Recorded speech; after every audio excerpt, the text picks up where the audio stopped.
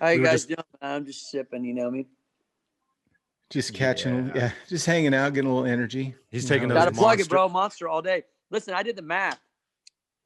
I've been on the team for 20 years, and I'm not saying this is for everybody. I'm not saying, this is just me. What works for me. So let's get that clear. I drink about 4 a day average for the last 20 years. I did the math. It's about 29,000 monster. Yeah, dude. That's like I'm not lying. Some days I drink 6. I'm just like, I'm fine. You know what I mean? Like, bro, that's like a swimming pool full of monster, man. That's awesome. it's almost half a million ounces, bro. You know what I mean? That, man, you are getting, that's way too, Isaac, do the math, get the calculator. Bro, I don't know anything about math, No. dude. Listen, I know 80s I'm not math. Trying to, listen, I know we haven't even started the interview. I just want to say, people ask all the time, when you ride for a brand, they say, do you wear the brand? Do you like the brand? Do you use the brand? People go, do you drink Monster? I wouldn't ride for them if I don't like it. You know what I mean? I've always been that guy. Like, I got to be down with the brand in order to rep them.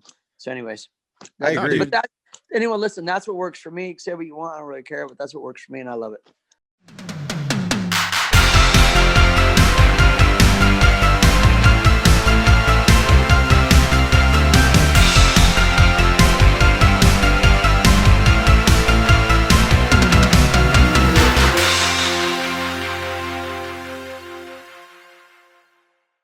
Yeah, it's like a job, dude. Your thing, man. Hell yeah. Yeah, it's like a job. If you're not feel like, I would, if I don't believe in something, like, why go and work there? You know what I mean? Like, I'm going to spend time with there. I'm going to spend energy. It's not worth it, man. You know what I mean? Do what you love. Life's too short. I wish I would. It is. I wish I would have had that attitude when I worked at the Olive Garden. Oh, you worked at Olive Garden? 7 years, bro. Dude. Okay, was that how many people see you now? They're like, they see the now, and they don't realize that, like, they didn't see you when you're riding the bike to work, not making money, cleaning tables. Right when you're done cleaning tables, you ride your bike to go meet Dennis and everybody downtown to go ride and hang out. You know what I mean? Like, people, it's almost like music. Like, who's this band? Who's this band with this hit? Who are these guys? Where did they come from? It's like, they've been grinding like 9 years or something, and they finally hit. You know, you just see the now. You don't see the grind. You didn't see that build up, dude. Did you do the math on the breadsticks over 7 years? It's probably more than the monster. Dude, seriously. I have a problem with Olive Garden breadsticks, and I'm just thinking, like, dude, and if you served in the Midwest versus serving in like LA, dude, I can't imagine, because you know what? Like, people in the Midwest, bro, like, they're super chill, but they're like low key, like, backhanded compliment. You know what I mean? Like, you did a really great job for a slow person. You know what I mean? Like, they'll burn you, and you're just like, I feel like that's so true. I didn't pick up on that because I was stationed back in Missouri, and it was almost like, man, they're really friendly, but it kind of feels a little different. Yeah. Wait. I'm going to comment on this. Where were you in Missouri? Fort Leonard Wood. I know this. Yeah, we used to have this dude that rode back in the day. He'd be like, dude, sick 1-footer. Who's a little higher? You're like, who's this fucking guy? And I remember me and Dennis, because I grew up riding with Dennis McCoy. I met him when I was 12. Yeah. Right when I was turning 13, I walked out of the mall. I'll tell the story real quick. I walked out of the mall, the arcade, with my sister, and I just moved to the neighborhood. I built a quarter pipe in my backyard. I didn't know anyone that rode in the neighborhood. And I see this dude, like, doing these grasshoppers, which I didn't know they were grasshoppers at the time, but, anyone out there, grasshoppers, like, front wheel back. Yep. And they had all these dudes around them, and they had a ghetto blaster, and they were passing the hat around for money, like breakdancers used to do. And like, who are these dudes? So anyways, that's how I first met Dennis McCoy, and the rest is history. But yeah, we used to have dudes. I never thought of that until you said that, like, put me up to put me down kind of thing. I wouldn't say everybody. Listen, I wouldn't say everybody from the Midwest is that way, but I'm sure some people are. We never were that way. We kind of looked at it like, this dude's a kook that's riding with us. Like, he just gave us a compliment and insulted me at the same time. Like, how do I take that, dude? Is that like, do I say thank you or fuck off? Well, it's the same dude that used to say he had the best one-handers, and we're like, dude, come on, beat it. What are you talking about? Dude. You know what I mean? Like, I can see if you were to say best switch hander, it's a little something different, but like best one hander, like what, do you point your finger more? Well, I don't get it. Right. Dude, that's hilarious, man. But you know, every BMX crew has that one dude, you know what I mean? Everybody, every crew, every group I've ever rode with, NorCal, Phoenix, all of it, dude. Cause I'm from NorCal, Craig's from NorCal. And dude, there's always that one dude that's just like a little bit off. You know what I mean? You're like, yeah, you know, and you're just like, man, and then a new person shows up and you're like, man, it's almost like you're apologizing for the like your weird friend. You know what I mean? You're like, oh, dude, you've been around long enough. You get it. Like you just said, when a new person shows up, that's how riding was, dude. Yeah. Like, well, I don't know if it's because it was obviously newer or less people did it, or if you saw someone ride, it was like finding like, you know, like there's another freakazoid, you know, like what's up? And like back then it'd be like, where you from, dude? I made some like the best friends in my life. Just like we were out riding downtown. This dude was riding in leathers, like old race pants, and then like a t-shirt and like doing wheelies on the street. I'm like, what's this guy doing? And became one of the crew's best bros just by running into him on the street. Now I'm not being the old prude guy, but it just seems like nowadays, you know, sometimes I'm riding down in Hollywood and very rarely like people will pass me and another biker and I'll be like, hey, what's up? You know, and they're just like, they ride by looking at your bike and keep riding. It's weird. It's just, it was just much more like, I don't know. I don't want to sound like negative in any way, but I don't think it's negative. I think it's just like, it's real. That's true, because it was like a different vibe. Like Isaac was saying, and like you're saying, like when I was a kid, if we got bumped into someone new or a new guy came and hung out, it was almost like, yeah, you seem pretty cool, but you still got to pay them dues, bro. And it was, and once you got past that, it was like, bro, this dude's cool. And the vibe nowadays is kind of like you're saying too. It's like mean, you kind of get that mean mug feeling like, dude, why am I getting the stink eye? We're already bros. We're already friends because we're riding, but fuck, man, you guys, you're stink eyeing me. Yeah, it's just a different vibe. I mean, I don't know if that's because of, the level of competition is different. Opportunities are different. We didn't have any opportunities back then. No one really was setting goals outside of like the immediate, like, let's all of us jump this gap and have fun, Now I think it's just different agendas and maybe politics and different things that come into the sport when it comes to opportunity and making money and stuff like that, that maybe it creates that division amongst. But I mean, most of the time I find a way to really get to people and say hi to people. And I just kind of feel I got to remember this though, at the same time. And I want to say this with all arrogance aside, I forget that sometimes people might look at me as like the dude that's been on TV, the guy that's been in the X Games, the guy's done all this stuff. I forget.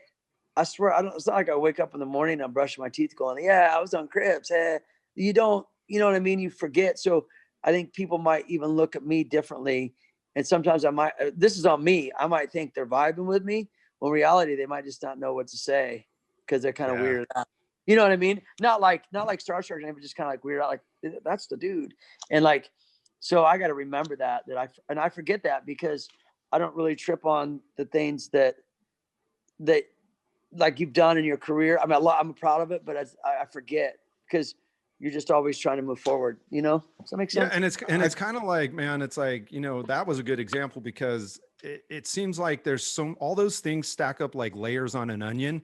But when you get down to the core of like, say what I would think is like, that's still the soul rider, the guy who just wants to ride his bike, the guy who's just stoked to get out there, the guy who's a dad, likes being with his family. Yeah. And everyone they don't see that core. They just see what's on the outside stacking up. It's still the same Rick Thorne in the middle that was 12 years old out of Missouri going, bikes are hella cool. Yeah, totally. Yeah, man. But it's definitely, the sport's definitely, I mean, shift gears with it. I don't know. I'm just kind of running with this, but friggin' the level of riding's sick. Like I've been seeing more dudes show up at the park, different groups, different crews of people. Everyone seems cool. Everyone wants to ride. I think like right now, everybody's kind of really supporting each other, but then again, I'm not 15 right now in the industry, I don't know what, sometimes I wonder like where are all these riders at? Cause I'll go to the park, and I'll be like, there's nobody here. You know what I mean? And then every now and then you'll see, like I said, you'll see like a different crew of dudes roll up, a couple of guys. You're like, oh, I remember you guys. You guys are from Simi or whatever. What up? But then I'm like thinking, there just seems like there should be a lot more bike. I guess they're out riding street or something. You know what I mean? Yeah. Do you think there's like, you know, like back in the day, there was like crews, like you were saying, and I'm sure there is nowadays, but it seems like people, you know, like the skate park I ride at, it seems like, there's regulars, but people just show up like, there's not like a crew that shows up. I'm not talking about like a bike gang or nothing, but it was just almost like I had my own crew.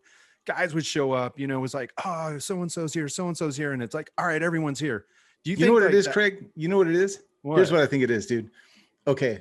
And Rick, you tell me, I'm curious what you think. Okay. When we were kids, we had to work for it. All right. Cause what you said really made me think, because I remember meeting my best friend, Lee, and I saw this dude from like a half a mile away. And I'm like, I think that's a freestyle bike. And so I remember, dude, I took off on my Haro, dude, I was so winded. It probably took me 15 minutes to catch up to him. And I did exactly what Rick said, man. He got third degree. Like, bro, you got a dyno. Where are you from? Where do you live? Do you live here? Or are you staying with your grandma? Because I've never seen you before. Because I knew everybody in town, because it's not like it's a huge town, right? And you're like, are you visiting your grandma or what's going on here? You know, and then what's your best trick? You freestyle. What's your best trick? You know, and then they show you your trick. And then you're like instant best friends. Now, here nowadays, there's so much social media and kids are so socialized on video games. And dude, my kids right now are downstairs trolling and bagging on kids that they're best friends. They're just like, try harder. You know what I mean? And they just cut and burn each other all day. And I wonder like if social media and online, like the lack of, they don't have to work to meet somebody. They just log into a game and there's magically like, you know, 14 other 7-year-old or seventh graders ready to play.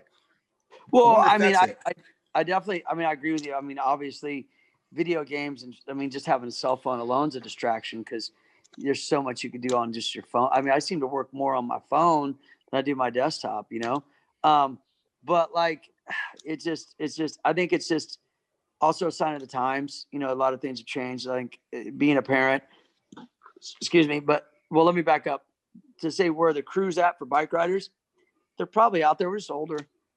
I think that's it. My schedule's different. Dude. You know, we don't like the dudes I ride with, like some of my really close homies.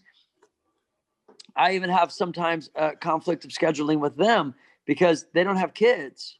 Now I'm 51 and I'm still shredding. Not many 51-year-olds shred. So even when you hang out with like 25-year-olds or 30-year-olds, you're still kind of like on a different place mentally because I've been married, I've been divorced, I've had kids, I've had a house, I've lost a house. I've done all these things that they might not have done yet. So it's different. There's a different kind. What we have I guess what we have in common is riding. But when it comes to scheduling, it's like I can't go because I couldn't ride today because my son had football practice. But I need to inspire him on what he loves to do. So we got to go. I'm going to be there. I'm always that way with my kids. I think that the scene's still there. I think dudes are still riding. They probably ride street. And like I said, they're younger. They don't have the responsibilities that an adult has, especially an adult at my age. So a lot of times I end up riding by myself, which I don't particularly like, but it seems like each time I go to the park, I either hang out with a new skater dude or an old skater dude or a new biker, or I haven't seen these bike guys in a while. And I'm just kind of like the floating bandit, you know, like just because, my crew was Dennis and Matt, you know what I'm saying? And Mira and like, you know, these were our crews. Even though we toured, we were with each other so much. And, you know, you just get older, you know, and you get, you know, you got like, oh, I got to clean the bathroom today. Fuck. And then like, oh, we're going to the park. Oh, I got to clean this toilet. Dude, no kidding, right? I got to clean up after my kids. So, so this takes me into something I'm absolutely fascinated about.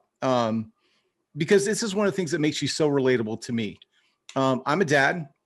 I watch, awesome. You know, and I relate to everything you're talking about, man. I'm like, I want to go ride, but you know what? I had to do like parent teacher Zoom conferences today because it's COVID. If you watch this in the future, right now we're recording this during a quarantine. And so, you know, we did parent teacher. I have to be, you know, I'm a dad first, no matter what, no matter Hey, they're how going to stoked. find this after the nuclear blast. They're going to find the tape and be like, there was civilization.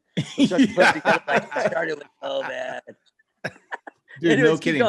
Keep going. We're all zombies at that point. But dude, so what blows my mind is you have your hand in so many different buckets, bro. Like we were talking, okay, so you guys behind the scenes, like we had a group chat going, and you think that someone my age that looks like me and has been BMXing since, you know, a kid would want to, the first time you meet Rick, you're going to want to talk BMX. I ended up talking to him about cooking. And like, I was more stoked to talk to you about cooking because my son is so obsessed with cooking. He's 13. Awesome. Craig will vouch for this, dude. For Christmas, all he wanted, I wanted to give him a new bike. He wanted an air fryer, one of those Ninja Foodies, so he could cook dinner for him and his brother only. He will only cook for him and his brother. He's a twin. And so, dude, tell me about. That's a good angle. They should start like a little YouTube show to inspire these other kids to do stuff. You know, listen, man, I love the fact that he cooks. I love the fact that you want to talk about this. I've been cooking. I've been a single dad now for about 8 years, maybe going on 9. And me and their mom's cool. But for a long time, from the beginning, I've stayed single, and I chose that. I don't have any family in California, and I don't have a girlfriend or a wife or anything. So, or a roommate of any kind. So I had to learn how to cook. And I chose to be single, and I like that. And I'll tell you why. It's because I do a lot of different things. And when I don't have my kids, when they're with their mother, I don't want the response. I'd rather not have the responsibility of a relationship because I'm going to go drain a pool and or write a song with my band or try out for this movie or create this or just take a break, you know, because raising 2 kids isn't easy. So I just learned how to cook. Because, well, actually, I didn't really learn how to really, really cook until even though I knew how to cook, I should back up. Once COVID started, I realized that like I only cooked the same stuff, but I would rotate it. Like, oh, it's night tacos and then turkey chili and then I'll make an egg sandwich. You're preaching to the choir. Totally, dude. I had 5 things. Yeah. So then when you say, okay, son, let's do a cooking show for fun, you know, like, I mean, let's do this. And so then you're like, you know what? Being the bike rider that I am, because I've learned everything through riding, I want to challenge it. I'm like, well, wait, instead of getting this tomato sauce out of a can, let's make our own. I've never made my own tomato sauce. I know you haven't. As I said that to my son, like, I know you haven't. So we do it. And then we're both learning and now when my son, he's 12, when he's with his mom, he'll send me photos of the shit he makes. You know, look at him. Oh, that's dope. That's sick. And then you start to fall in love with cooking because it seems like a lot of it is about the sauce. A lot of it's about like, okay, like you can have a hamburger or like say pasta. You can have pasta noodles. They're going to, you know, they'd be generally pretty much taste the same, you know, give or take, though they could taste different. But really what sets it off is the sauce. So then you start to realize that like, oh, just like in Good Burger, you know what I mean? There was Mondo Burger. It was about the sauce. And then you start thinking, oh, Chick-fil-A, it's about their sauce. You know, Cane's Chicken, it's about their sauce. And then you start to realize, like, you start to experiment. And what I'm getting at is that it's like learning a one-hander. And then you learn a one-footer. And then you're like, wait, what if I put those 2 together? That mixture. And so that's kind of what I relate cooking to a riding is because you're creating your own dish, your own style, your own taste, your own flavor, just like what bike riding was for me, you know? 100%, you know. You guys, exactly, man. This is Rick's Instagram, Cooking with the Thorns. You guys, you need to go here and look at some of the stuff. It's like the Thorn Burger's the jam, dude. That's the jam. Everybody loves that. That's gonna be my hit. Right here, dude. I'm waiting to make that Thorn Burger so I can add the Don Wapo Rick Thorne hot sauce that I just got in the mail, dude. Oh, you ordered some? Dude, you're the bomb. Yeah, dude.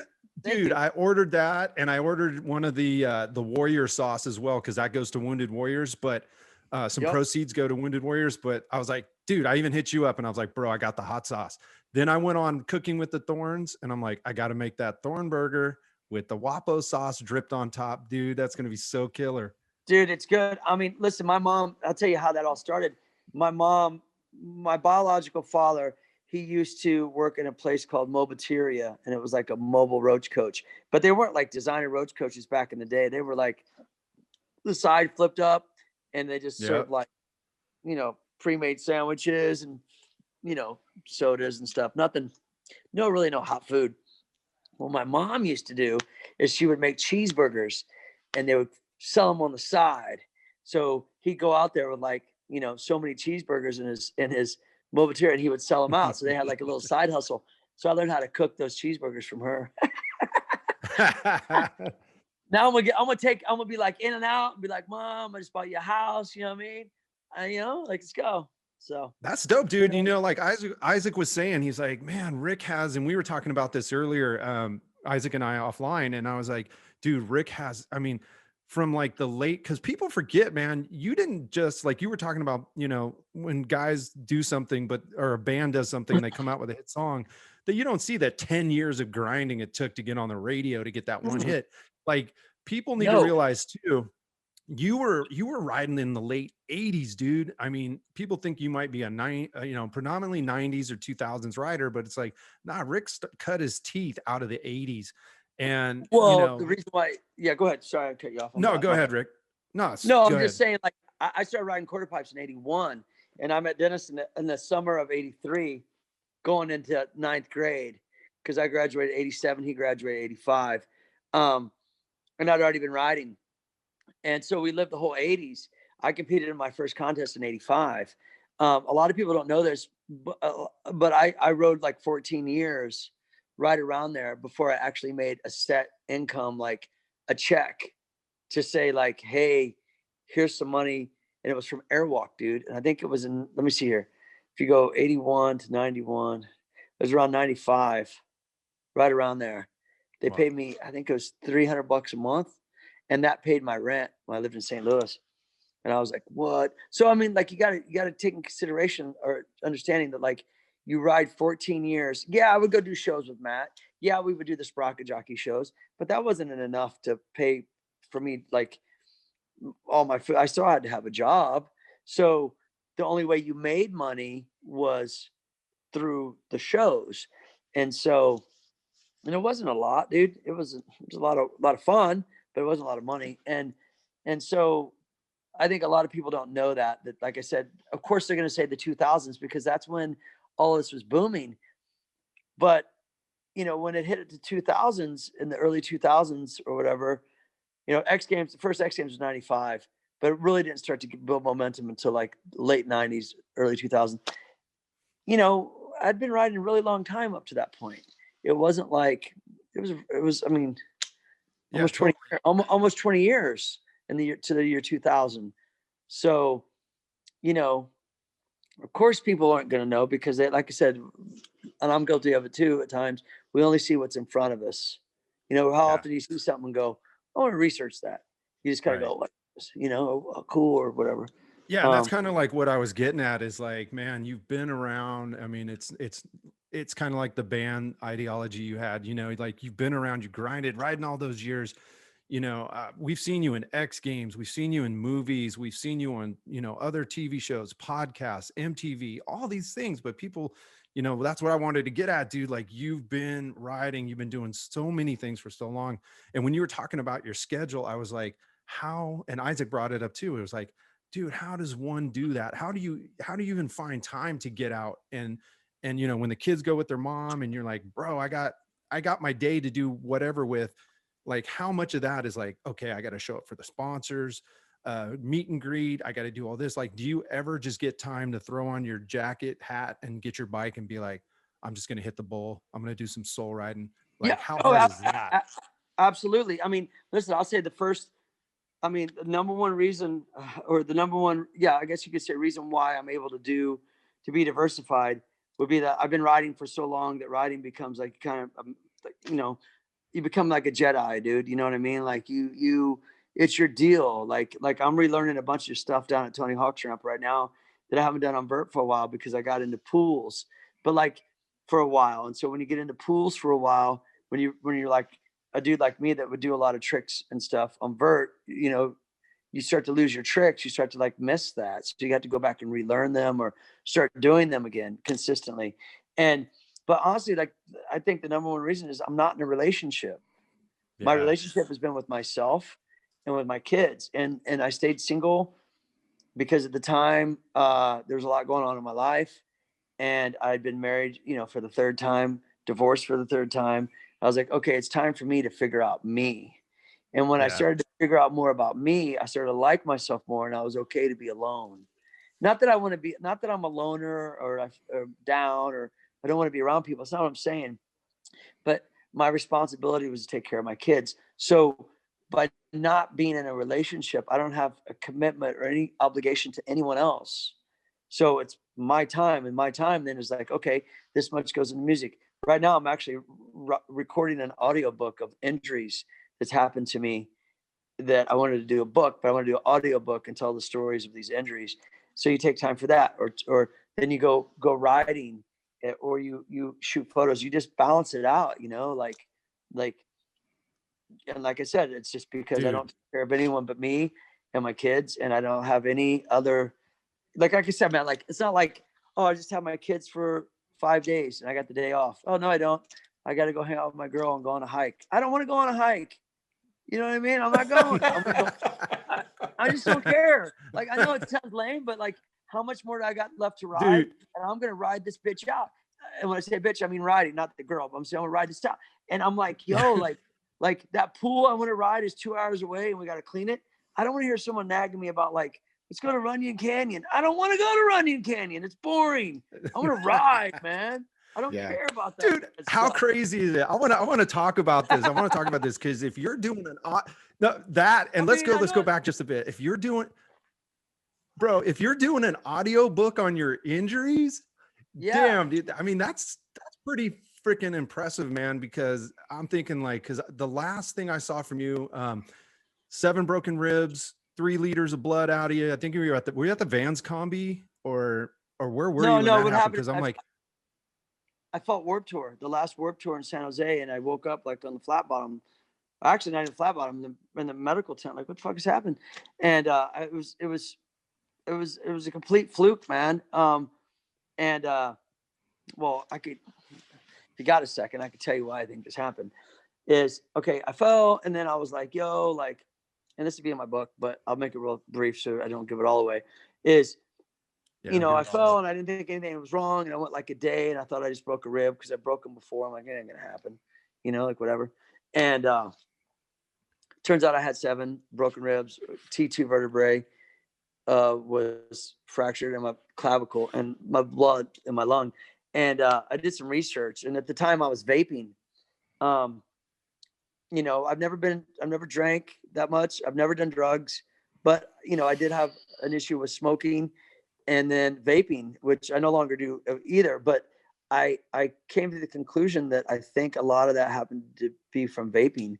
I can't put it on that, but I don't know if it's bullshit or what, but weakens blood vessels and arteries and stuff. And what had happened in my lung is my artery in my lung was bleeding out, and I didn't know that. So I had half of my body, the blood in my body was in this right lung. And I was just still charging it because I was like, I just broke a rib, So yeah, that was great. Yeah, dude. I was like watching I've been following you for a while, but watching your stories, and I'm like, oh shit, this is way more serious. Cause like, I think in one of your story posts, you were like, bro, I wasn't even going to go to the hospital. Van Doren or somebody was like, you should go. Yep. And I don't want to give away the whole story either, but it was like, it almost didn't happen where you end up in the hospital, dude. And then I saw Matt Hoffman's post like, yo, we need to help Rick. This is serious. I'm like, dude, this is like, Rick's way more high spirited and like, I got this, you were like, bro, I'm going to get out of here. And I'm going to, this ain't nothing. And I was like, oh shit, man, this could be a little bit more than, just a quick Band-Aid and a gown out of the hospital. But that's how you got to treat it, bro. Like for me, and when I speak for me, I say that a lot because, people tell people what to do. I'm just saying what works for me is I'll walk it off, and I've always been that way. And I just kind of looked at it like, okay, this happened. I can't chew on an injury or chew on like what happened. It's kind of like anything really. Like that's what I learned a lot even more so, like, not so much just with injuries, but like life. Like, if you keep telling the same story, you're going to get the same result. Not genius. Exactly. Because you keep bringing it up, and you keep bringing it to life, and you keep telling your subconscious mind, oh, this happened, and she did this, or he did that, and I got tired of that shit. And I was like, I need to look at myself, man. Like this is an opportunity for me to like grow spiritually for myself, and like quit making the same decisions or bad choices that I feel like I'm making. And I was like, you know what? I need to do this. And so, when you keep telling the same story, you're going to get the same result, whether it's good or bad. You get what you think of most of the time, almost all the time, whether it's good or bad. It's almost like people say, what are you doing? I'm tired. You're going to be more tired. Well, I'm broke. You're going to be more broke. Because you're saying it. Yeah. Because you're saying it. And you're one of the things you do, yeah. Yeah.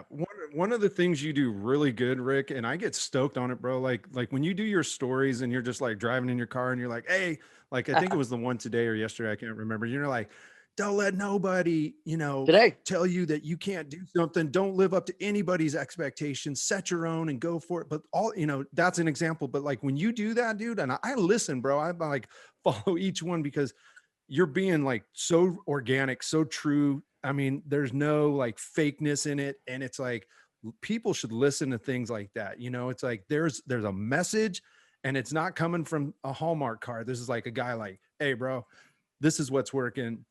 Try this out. Don't let anybody get in your way, and live your life and get your own stoke and go for it. Be happy, make your life you or what you want to do, man. I think that's super cool. You do a great job. Thanks, man. Thanks. Well, my mom taught me that way. And it took me a long time. I mean, not really a long time, but things have happened to me even in my BMX career, where I was like, I had to keep listening to myself regardless of what anybody says. And you go, there's just like old stories is like, back in the day, what I used to fight for, I kind of said at one point in time in my life, I was fighting against. And I've just learned to like, if you know what you want to do, which is a plus, because not a lot of people might know exactly what they want to do. But if there's something you like to do, that's positive, that's good for you, that doesn't hurt anybody else, why stop doing it because someone else like tells you that you can't be that? Like I used to hear like, when I graduated high school, I wanted to be a pro bike rider, but there's no industry. People are like, what? And I was like, I just love the way this shit feels. Like, I just want to try to get a photo in a magazine. That's all I really care about, just to prove to myself that I could set that goal. And, like, just too many people try to, I think maybe at times in my life have tried to discourage me to be who I am based off of like their own doubt and fear. And they project it, like try to project it onto me. And I would be like, dude, I'm good. Like, yeah. I mean, if it didn't work for you, then you figure out for you. I'm trying to figure this out for me, for what I need to do. And so, yeah, man, thanks a lot for saying that though, because I really try to always send a positive message the best way I can. I love that, dude. I love that. And I love that. Like you learn that from your mom, and it's the second time you brought your mom up in this interview. And Craig and I were both raised by single moms. And so we grew up with strong women in our lives that were just go at it by any means necessary, get stuff done. And it was a great role model and positive thing in my life. And so hearing your mom like hustling the cheeseburgers, that she caused that positivity. I love it. And one of the things that I absolutely, I don't know if the word adore is the right word, but one of the things I appreciate, I think, about you is your ability to tell a compelling story. And the example I'm going to bring up is from one of my favorite shows. And it's called, you guys look this up. You can find it on YouTube. It's called Pool Seekers. And, dude, I love Pool Seekers, dude. Okay, you guys, I'm going to ruin a little bit of this mystique for you because you think, okay, so the way it's pitched is, basically Rick and some homies drive around and basically just shred pools. Concept, cool, right? But then you get sucked in right away. And here's what happened to me. I saw Ron Wilkerson. I was like, all right, man, I'll check that out. I want to see Ron ride some pools. You guys, how'd I miss that? Dude, I got so much info and just hearing Ron and okay, so there's a couple things. Ron and his kids hanging out, Ron's restaurant, and then just hearing him talk about what it was like in the 80s. And dude, Rick, just hearing you sit there and talk to him the exact same way as a fan that I would talk to Ron Wilkerson was absolutely fascinating. And then the cinematography, you guys, is top notch. Like there's my buddy killed it. There's like drone footage and like, I mean, you are sucked in right away, but it's one of those things that's filmed and edited in a way that nothing is distracting. You are in the moment with Rick on these pools.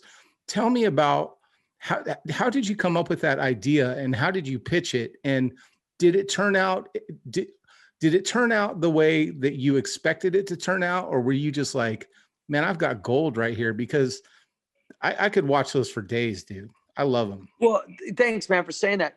You know what? I started riding. Well, it goes back to when I got divorced. At that time, you know, it was I had to let go of that house that I worked for, and that was hard.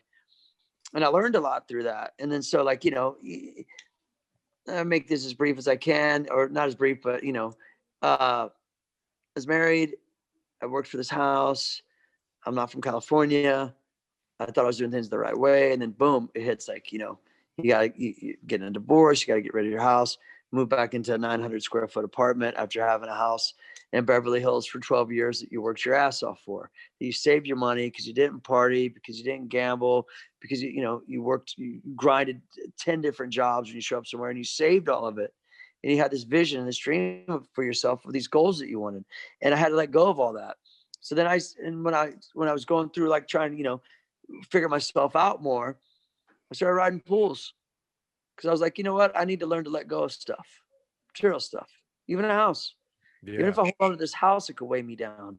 Shit, I'm tired of being weighed down by everything. And so, yeah, there it is. So anyways, to make it real quick to answer this as you know, a lot of it as I can. Yeah, there's Ron right there. He's the GOAT. We freaking, you know, I just wanted to ride pools and stuff, bro. And then I was just kind of like, I don't know, man. I had to realize that, like, you know, all this stuff goes away. It's not that you can't or shouldn't like work for things, but it's all dust in the wind, bro. I'm seeing these houses that are like, you know, and for the record, anybody listening, it's not like you go onto anybody's property they live on. You know what I mean? I ain't looking to get shot. And I even houses that are like, you know, I never been to houses that are being like redone. I don't mess with anybody's stuff. These are clearly like empty abandoned lots, pool. Yeah, the house is abandoned. It's been there. Yeah, it's nothing that like I don't even care about the house, but you can look at it. You're like, yeah, at one point in time, someone thought they had it made, and they probably did for that moment, but it doesn't last forever. That's why I learned to enjoy the moment now, man. And that's the biggest challenge it's been for me. Is you always want more and more, and then you want to build, or you have these dreams, but you got to enjoy it along the way. Otherwise, there's no point in any of it. And so Pool Seekers came up because I just go when I had a GoPro, and the way I reinvented my life again was I was through all that hardship and stuff and finding myself and all this type of stuff, is I would go shoot photos on a GoPro. I knew about GoPro. It's like, you know, I'm gonna go shoot some photos, you know, set goals, daily goals for myself. And I started filming all these parks or these pools, and I did a commercial for Boost Mobile. They called me up and they said, hey, we want to do a commercial with some of the old heads in it to bring Boost back. I was like, freaking cool, man. And one of the dudes there, I know him for a while, I was like, hey, you've been riding all these pools lately. That's sick. And I was like, yeah. He goes, what are you gonna do with the footage? I was like, I don't know. Maybe put it on YouTube or something. I'm just filming it to film it. And he's like, let's talk. And then it turned into Pool Seekers. Now, the name Pool Seekers kind of came about long before the show was ever like considered. I remember talking to my buddy Andrew Lazarick. You know, he kills it. Laser kills it in pools. And I was like, man, he's got these pool crews, man. I see these different skate crews or pool crews. Like, you know, I'm from the BMX brigade. That was me and Dennis and all the homies. Like, we had our little crew, you know, it was actually pretty big. I was like, we should just do like a little crew. And in my mind, I was like, just trying to like entertain myself and be like, I'm going to call us the Pool Seekers. But those guys never really called themselves the Pool Seekers. I just did in my head, like, I thought it was fun, you know? I was like, just being a kid. And I'm like, yeah, Pool Seekers, because I'm out there every day by myself, Sometimes I drive 2 hours. The pool isn't even there. You got to drive back, or you drive there and you cleaning it. No one wants to clean it because dudes just want to ride it. So you're bucketing in it. You're like, I'm a pool seeker. And then I turned into the show, and then I interviewed Salva for the very first episode. And he had his guitar with him. He did this little riff. I started singing Pool Seekers. I'm like, yo, we should write the song. So then it actually turned into a song. If you Google Pool Seekers, the song, it's a music video as well. And it's got highlights from all the episodes. Tony Hawk was in an episode. Ron Wilkerson, Chris Livingston. A lot of Tony's episode, I think, Rick, was probably one of my favorites because I mean it was a cool pool seekers episode. You guys are shredding that pool and everything, but at the very end, when you're like interviewing Tony, there was this last like scene where like Tony looks at you, bro, and he gives you this hug, and like right before that, you're like, man, I've known you for a long time, man. It's so good to be with you. And he looked at you and he was like, come here, dude. And it's like, that doesn't seem like something Tony would do, obviously, with just anyone, but it was like that moment. And then with what you've been doing with Tony, the sessions, everything else, and everything you guys have done, you guys have known each other so long. It was like, I love that moment in that episode. It was like, thanks, those are bros. Yeah. I mean, I met Tony in 92. I think it was 92. And it was Hoffman. I think Matt had met him before, but Matt had some shows where, this is 92 is right around the time where like all the sports were kind of doing shows together. Pre-X Games. Like I remember doing some Six Flags shows, and it was like inline skate, BMX, and skate. And they started to actually really combine the sports in actual demos.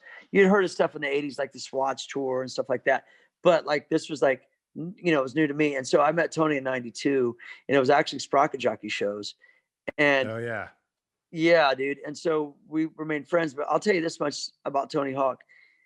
And I'm not just saying this because he's my friend. He's the coolest, down to earth, generous, like most, I could say like most famous, most popular, he's an icon. Okay. At that level. And he's still the most down to earth dude that's been the same dude that I met in 92. And I see him that way, not only with just his friends, with the way he approaches people. He's a very genuine person, very, very genuine and very giving. And like I said, I'm not just saying that because he's my homie or whatever, but like, he's a cool ass dude, bro. He seems like a great guy, dude.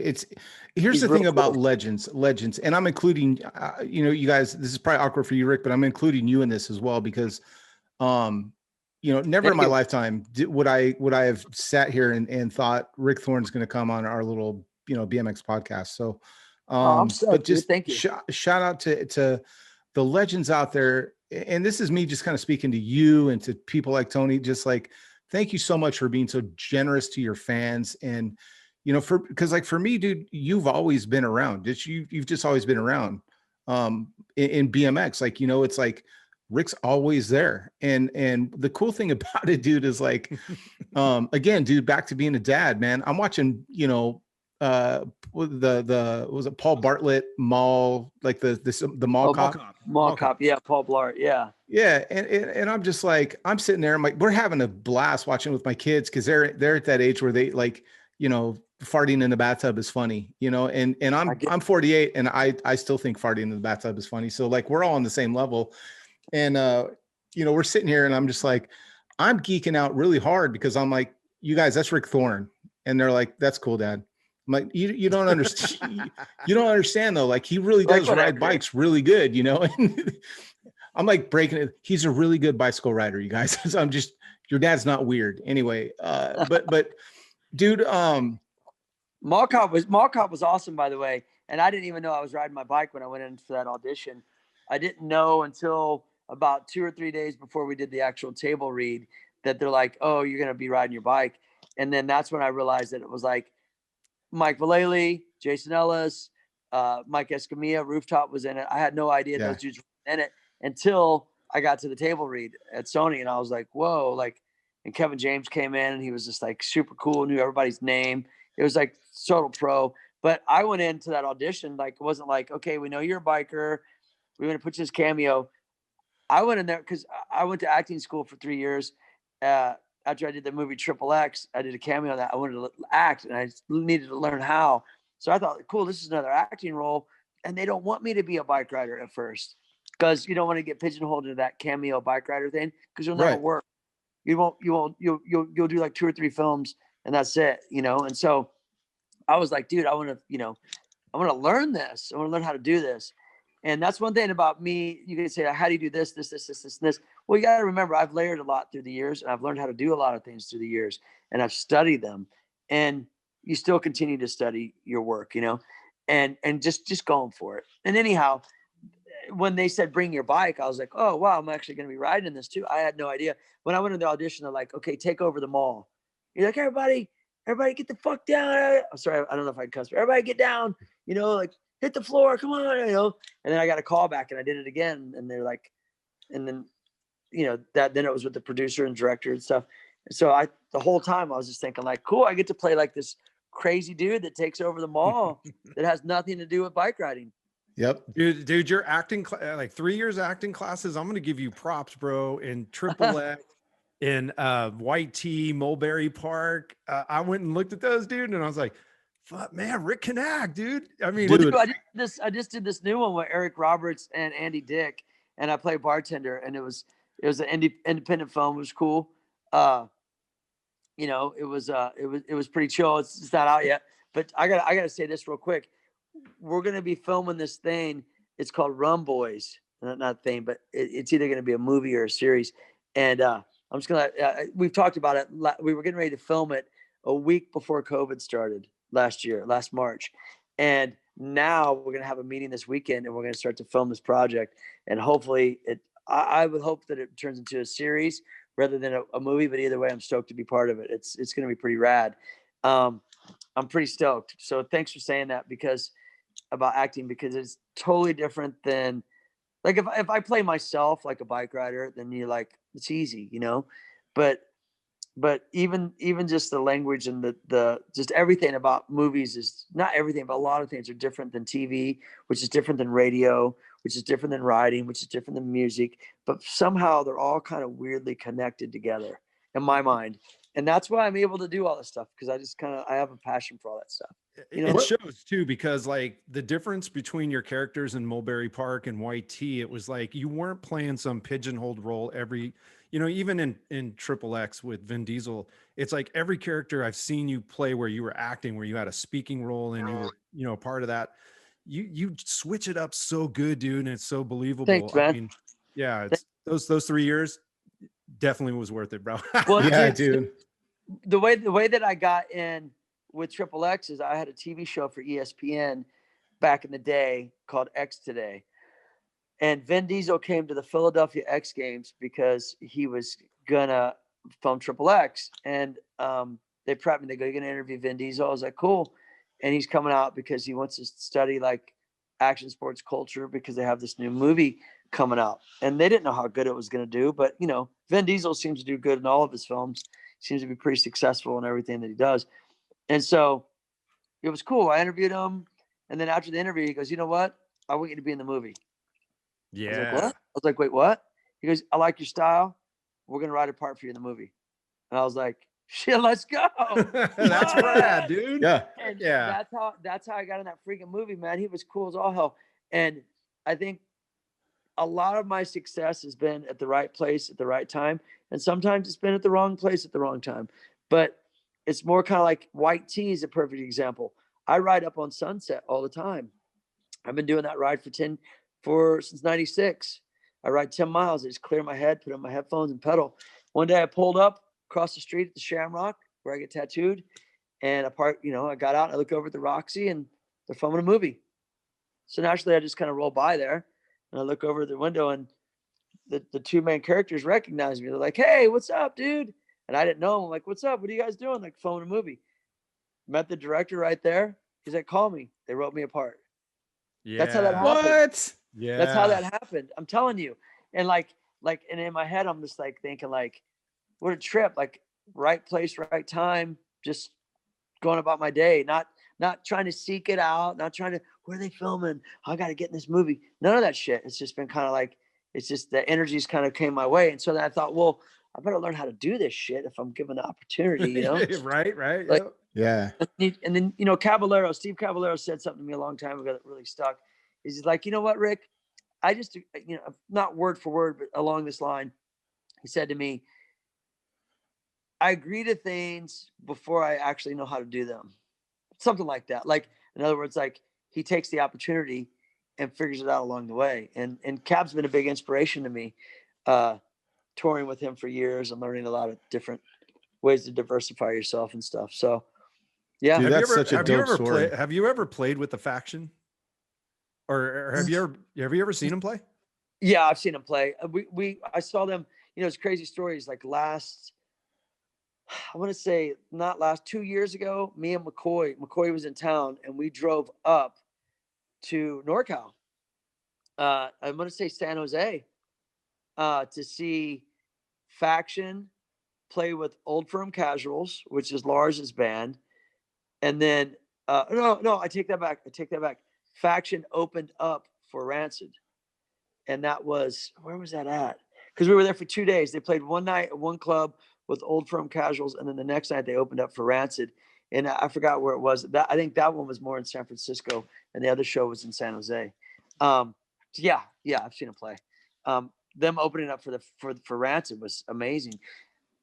I know I'm rambling and I talk a freaking lot, but I'll tell you, Lars Fredrickson would sit in front of the kick drum at this one backyard jam the Faction had, so the kick drum wouldn't fall over.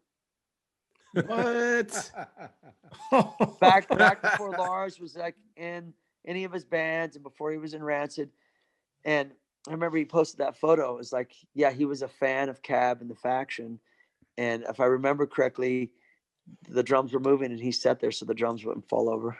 That is a bro move right there. That is a bro move. OG, man. I love Caballero. That dude's motivating, you know. I love that. Dude, I don't want to keep you all night, brother. And I will talk to you until 1 a.m. because like this is just it's like such a blast to talk to you. But an hour already? I fucking talk too much. I'm sorry, bro. No, dude. No, it's because we don't know how to interview. We just chit chat and have conversations. Like dude, this is how we describe our interviews. Imagine after a session when you're sitting at like you know, like a Stop and Rob, and you just got a Slurpee and you're just chit chatting with your homies before you go home because like the lights are going to come on, your mom's going to yell. Like that's what we do. We don't know how to interview people. So, and that's why I ramble all over the place. Cause like what I want to know too is, you know, we're the Big Bike BMX show. We're a bunch of old dudes with way too many injuries. And I've bought way too many 20-inch bikes trying to relive my youth and ended up finding like, you know, these big rippers and these, you know, like the 26 Haro Masters. True story. I have Dennis McCoy's bike, dude, that John Bulgens gave me Dennis McCoy's bike that was supposed to go to Dennis. He gave it to me because like my first bike was a Haro Master, and John Bulgens was like, "Bro, I want you to have this bike. It's supposed to go to Dennis, but I'm going to give it to you." What was it? Was it the '87 reissue thing? No, it was this year's DMC 26-inch big bike. Oh, so wait, so did Dennis get that released? Yeah, it's not a signature. It's basically just like the DMC 26-inch Master. And the sample bike that they used, that they were taking all the pictures with, was in John Bulgens' office. And I was telling him, like, dude, I was looking for a Haro Master. I could never find one. And he's like, I want you to have it, dude. And I was like, bro, that's so sick. So I love it. Dude. Yeah. And I ride the hell out of it. I ride the hell out of it. But have you had a chance to like get like close or you know, what's your thought on like the big bikes and stuff like that?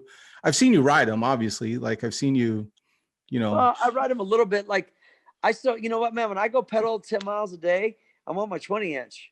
Like, dude, props to you. No, yeah, I pedal 20-inch. Like I never did road bike. I pedaled on the bigger bikes, but not just like around the parking lot, you know. I mean, nothing like, I don't have anything against it. I mean, whatever, dude. You're out doing your thing. You're out riding. You know, you can still do tricks on those bikes. You still bust some tables and stuff. I don't have any. I don't frown upon it at all. I think that you know, they're cool that they, you know, PK Ripper makes a lot of. They're like leading that right now. I feel like. Yeah, you know? I was actually down in LA and I did that. There's a 4130 Subway Series ride. Yep, I know it. Yep. Yeah, I went down there. Volker was there, RL Osborne, Mike Buff, and all these old heads, right? And it was crazy. It was crazy to see them all on big bikes, you know, because they're all riding like 29-inch bikes and all this. And the one guy who rode a 20-inch, Pete Augustin. Yep, Pete Augustin, dude. Pete, yeah, I love Pete. Yeah, I don't have anything against it. You know, actually, so we're talking about bikes. I have a signature e-bike coming out, which is with a company called House of Lithium.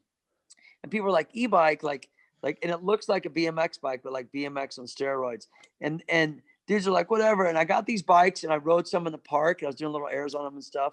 And you know what, dude? They're fun.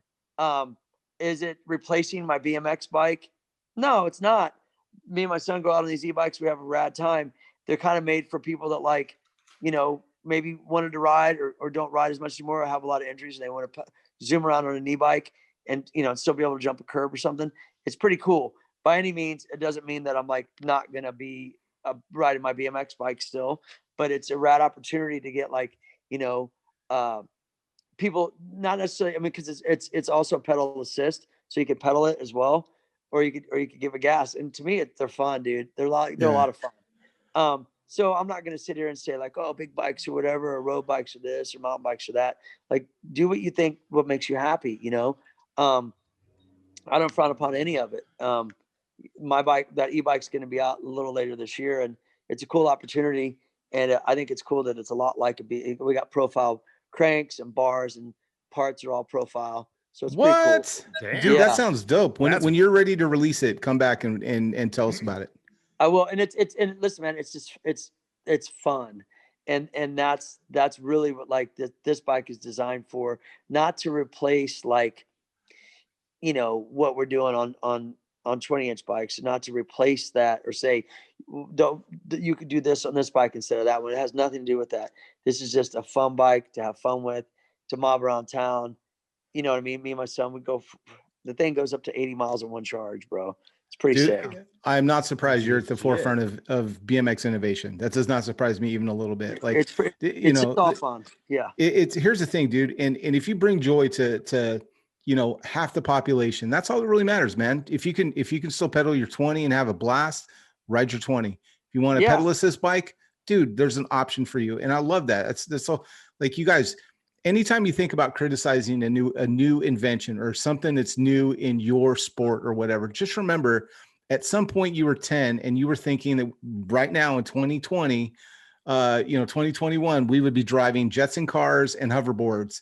And so, you know, and how stoked you were about that. So do you just get excited about like new stuff?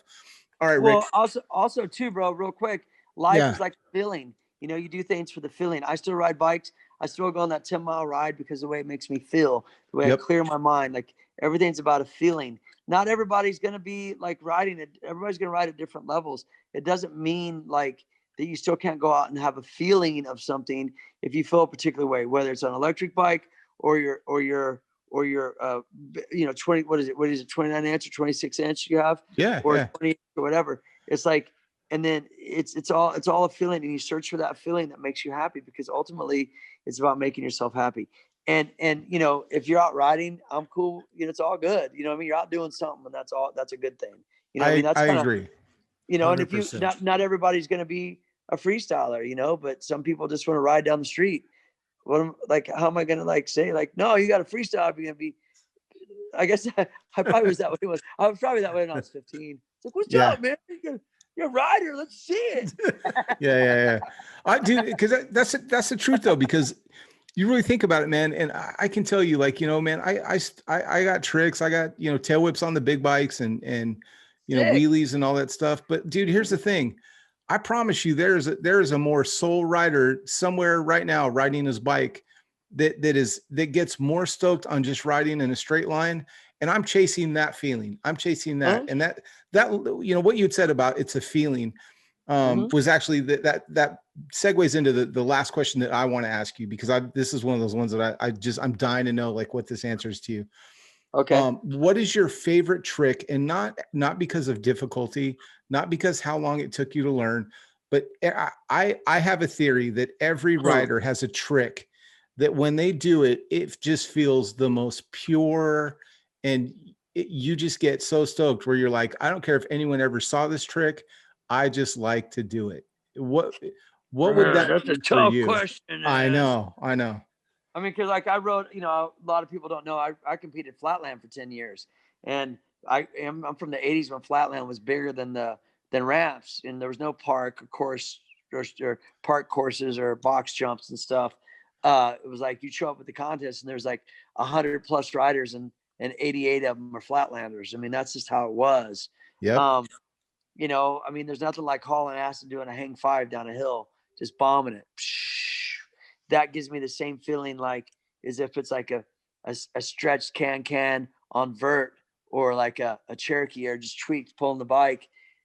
Or compare that to like if you're, you know, backflip in a box or a flip fakie. Like, it's hard for me to say like which trick, you know. The one that probably most people could relate to is there's nothing like doing a rad tabletop, dude, you know, or invert. That feeling, or an X up. It's hard. I don't know. I can't say if it's one trick, because there's just so many different styles of riding that I've done through the years, that, like, you know, I haven't done a whole bunch of hand rolls in my life, but I've done a handful. And when I do hand rolls, or it's rad, or like doing a set of stairs in a pool, the cake, carving over the cake. When you do that, you're just like, what? So I think it's just like the sense of like maybe accomplishment, but like, I guess how a trick feels, man. Just you put me on the spot. It's hard, dude. When I do a tweaked ass Cherokee air, but then again, if I do like a rad smooth ass alley 540, you know what I mean? You're just kind of like, dude. Man. Yep. I'm glad you said flatland, because for me, dude, it's the very end of a boomerang.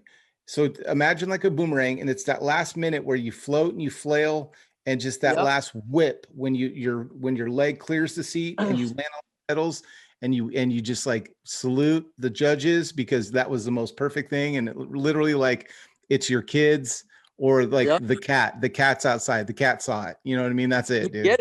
You get it. Yeah. I mean, those when all those rolling tricks came in, dude, I remember the plywood hoods came out with the scuffing and the rolling and the whiplashes. That just changed the whole game, man. I learned how to scuff, doing funky chickens and backyards and locomotives and all this. And then dump trucks came along. Man, that trick was the best. Like pulling a smooth dump truck in and out, man. Or like a hitchhiker, forget about it. Your hitchhiker, you're like, what? Like, it's just, I think it's just more like not really necessarily like, maybe like what the trick is, but what it makes you feel like, you know, because I get the same feeling from all those tricks that I just told you. You know what I mean? Like if I do a tweaked ass rad can, I'm like, yeah. Or a high speed hang five down Sunset Boulevard, steam, it feels rad, you know? So I think it's just more about it goes back to the feeling of not so much the motion, it's more the feeling. The pure. Yeah. I 100% agree. Like yesterday, I relearned switch handers at Tony's, and I hadn't done switch handers for a minute, and I was actually nervous because I can't necessarily say I've forgotten, but you're going back, and you're like, you haven't done these tricks in a while, and you got to get your confidence back and say, like, dude, you got to face this fear that you have of this right now. And I'm glad that I did, because then I walked away like stoked, because I'm like, all right, I knew I could do that. I had to prove it to myself again. I could still do that, you know? So that's it, man. Yeah. I got to say, you know, Rick, so stoked to have you on the show tonight, man. I'm going to wrap up with my last comment here. Really not a question. I want to give you the chance to go ahead and let us know what's going on with Rick Thorne. What's the projects going on? What can we expect coming up? You know, you got like Isaac said, you got so many stokes in the fire. What do you got going on you want to talk about, and let everybody know what's up with Rick Thorne? Well, coming up, I'm still doing the cooking with the Thorns with my son, because we got to eat, and I cook sometimes 3 times a day. My band's doing awesome. My new song Invincible is on Sirius XM on the Faction Punks channel. I just signed with the booking agent, so I'm aligning myself when we get past this COVID fiasco that I'm able to actually start touring again. They're starting to do more comedy acts, and LA area. So I'm going to start doing more stand-up comedy again. I've been doing that for about a year and a half. And I really had the momentum going, like, and then, you know, obviously COVID puts a lot on a lot of people. As far as riding and sponsors, I got the signature e-bike coming out with House of Lithium. I got a signature hot sauce with Don Wapo's hot sauce, signature sock with Merge for socks. A lot of stuff goes into that, like with creating an artwork and like just getting the product right before you put it out there. And we're filming that new movie, possibly series called Run Boys.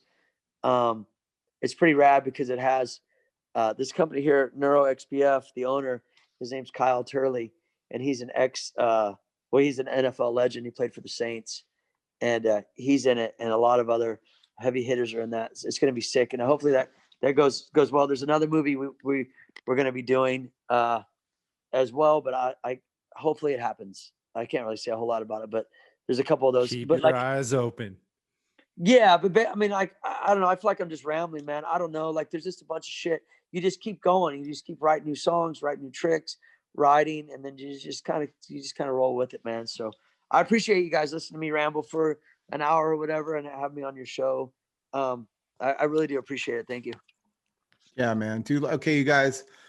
I mean, what I've taken too. Stay rad for sure. Yeah.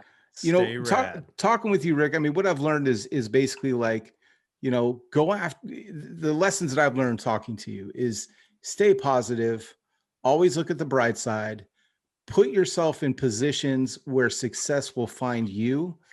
And that's going to happen after hard work, dedication, and putting in time to master your craft. You guys, like, acting didn't just fall in his lap. You heard him say, I took 3 years to study something. That's almost high school, you guys. So think about that. Like, when you see Rick in a movie, think about like what he did to get there. When you see him riding his bike and you see him doing these like really, like, let's say a smooth alley-oop 540, think of the 30 odd years, 40 odd years probably that he's been putting in work almost daily on that bike to get there, you know? So there's so many lessons you can learn just from this man's life, and always look at the bright side, and things will happen for you. Rick, thank you so much, man, for all you do.